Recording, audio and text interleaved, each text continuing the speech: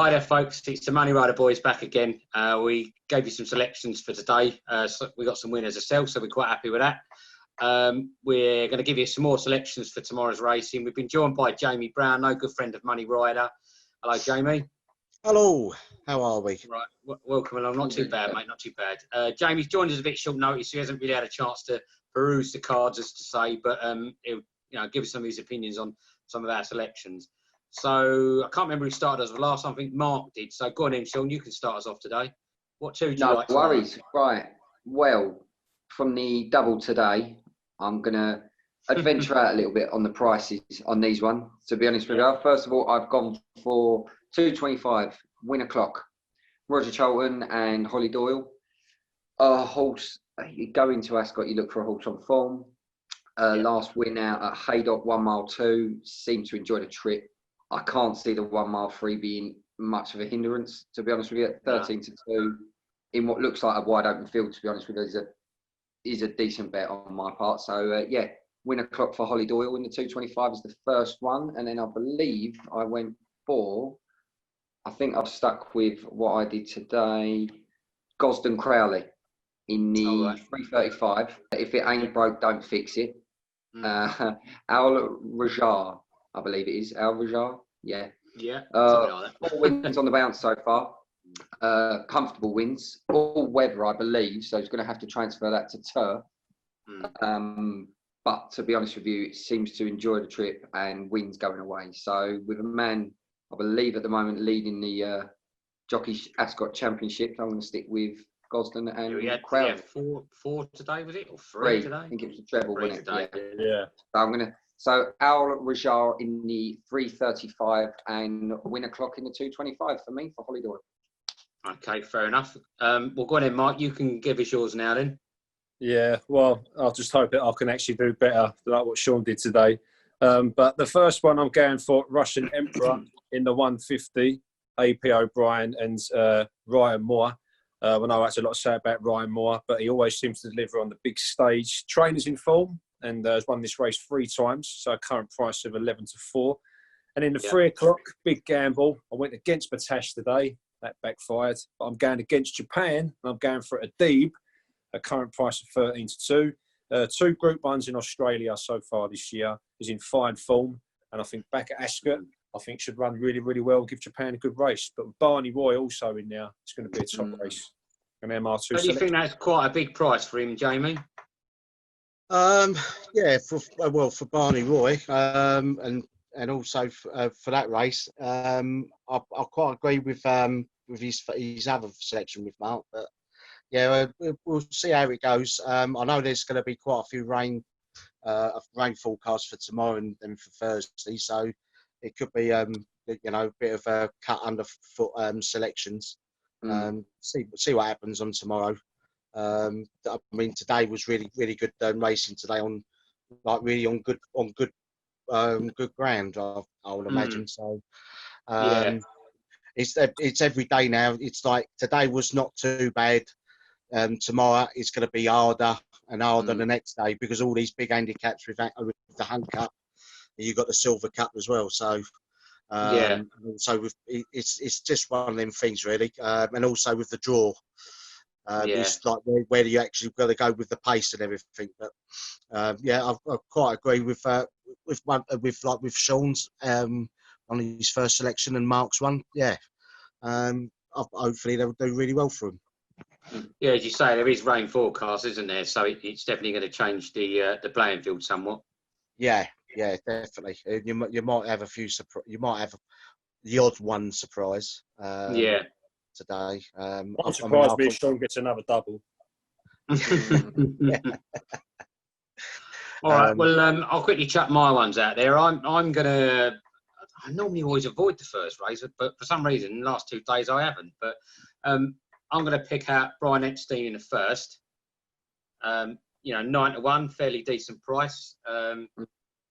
Third full favourite at the moment. Reasonable form. Had a couple of seconds, had a win. I am specifically at the moment, we've discussed, just in WhatsApp and stuff like that the horses that have had a run do seem to be performing better than the ones that are coming in fresh but supposedly fit to race. Yeah. So it would seem to me anyway. So that was going to be my first choice, and then my second choice, I believe in the same race as Sean's second choice, Win O'Clock. I was going to again take a little punt on a longer odds one and go for that Glentiles that was hampered by Oisin Murphy the other day. Sean sort of, you know, rightfully spotted that he would have gone up £4 had he won that race. Yeah. That's not to say we're saying anything untoward's gone on, but he was winning that really, I think. You know what I mean? And it was only really the fact Oisin came across him and he had to pull right up. So I think he might have a chance. And that 33 to 1, even with a bit of place money, I think that's well worth a little dabble. Yeah. With an each way price, and even if Sky Bet are doing 4 places or 5 places, there'd be a good little each way bet for that one. Absolutely. I've heard about was it Brian Epstein with Richard Hannon, because I followed the Unibet, and he was chatting away that he's doing quite well on the gallops, and his first run was really good. So like where he's coming back, so he's had his first run. I think he had a setback, so he had his first run done really well. So he's quite fit for Ascot in the first race, I think. So 9 to 1's a good price anyway. Yeah, exactly. Again, even if you did have a bit of each way, it'd still be all right, you know. Yeah, oh yeah, definitely.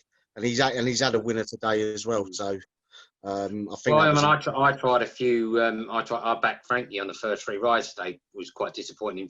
You know, I mean, I rephrase that. He obviously only got touched off on the second and ended winning the third. But you know, for a favourite in the opener, I was quite disappointed with that 19th finish from Frankie. Yeah, it wasn't solid, was it, from him? What do you think? What do you think of the racing, Sean? Like for today, I mean, like today's races, do you think it was quite good today? Yeah, I thought they were very well run, most of them. I must say that it doesn't seem like a lot of front running's helping. I mean, the pace, like you touched on, it's not coming from down the middle. It's not coming from stand side. I don't think at the moment, I don't think anyone's really favouring anywhere, especially in the larger handicaps. I think tactics-wise, it's definitely not working for a lot of jockeys and a lot of horses. I think straight up last-minute decisions are being made. There's not actually any tactics on where they're going to go, what they're going to do. I think it's been proven with some. You know, some of the jockeys, Frankie Dettori and that, who've not really hit the ground running as of yet. But we'll see. He's got plenty more top rides this festival, as is Ryan Moore, as is Oisin Murphy. He's got some good ones as well, Holly Doyle, etc. So, Jamie, question I got for you. Sorry, Mike, to cut you over there. Do you think, Jamie, like we've discussed this a little bit, that what with the whole coronavirus pandemic shutdown and all that, do you think some of these top yards have got their prep a bit wrong in terms of some favourites like, you know, Quadrilateral and, you know what I mean, and Pinaturo getting turned over recently? To be honest with you, I mean, I've been like hearing reports of, like, you know, all the top trainers of sending all their horses out, and they're getting all like tip-top conditions and that. And really, I mean, the only one who's done really well and he's hit the ground running is John Godston. I mean, he must have known something, that, you know, the 1st of June was the main target, and he's hit the ball running. But also you had, you know, with Roger Charlton. I mean, Charlie Appleby. They should have really known. There ain't no really excuses with all these training and all that now. But the only thing is now is where with this uncertain times, you've got some really fantastic, really good top marks 2-year-old maidens running each other. and it's just, you know, it's just one of them things where the owners are getting a little bit frustrated where they're running against the top dogs and they're not really getting the bite of the cherry, so to speak. But the only thing is though, if they're running a really good, like a good race, you can't really say nothing about it. I mean, no. As I say, I was going to say, so, you know, and I just wonder whether, like you say, some have got their training schedules more spot on than others. You know, did some? I'm not accusing them of being. I'm not saying they're lazy, but I'm just saying, you know, did they take the eye off the ball a little bit and maybe not do the prep they would do normally, thinking, oh well, you know, we don't know when we're going to race, we don't know when we're going to do this, so we won't push them now. We'll give them another week's rest. Do you know what I mean? That sort of stuff. Yeah. I mean, I would say a good few trainers have started to train them and they're easing them off a little bit. So if they're getting their first run, they'll be better than their second run. So they're not really overtraining the horses, because if you're going to overtrain your horses, that's it. You're going to lose, like, you know, you're going to lose half the battle there. I mean, you know, I know that Richard Allen, I mean, he's normally has his first runs are not too bad, but then on the second run they run on and they go for they've gone for their mark, sort of thing. You got your Roger Charltons and you got your Charlie Appleby's and Said Bin Suurs and all that. They're starting to, you know, they're starting to hit the run a little bit more frequent, but then they're going for their second run and they're going for their handicap mark, if you know what I mean.